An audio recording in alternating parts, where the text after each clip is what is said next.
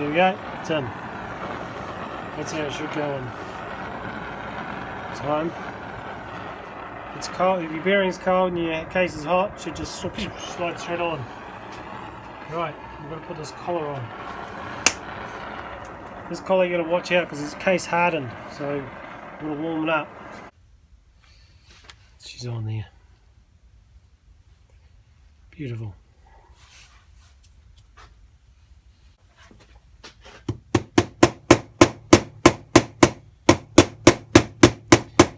Nice flat hammer. Gently going around in circles. You want your flat hammer to touch the case. You hear it touching the case now?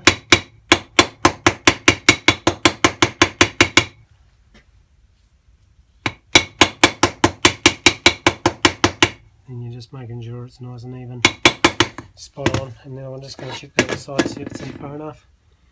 And that is absolutely perfect. And I'll clean the crank and lube it. I'll lube all the bearings.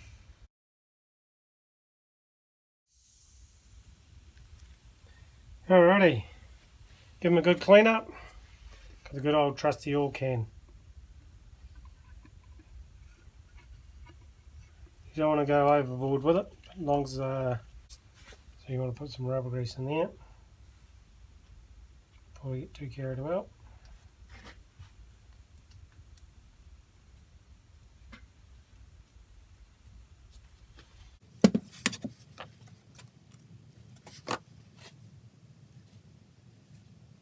Otherwise it'll squeak.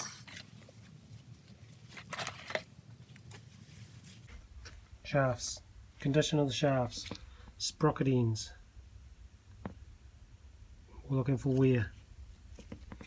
When you're jumping out of gear, normally, it's these dogs in here. See that edge? See that wear in there? See how they start to roll off? So, if they get too bad,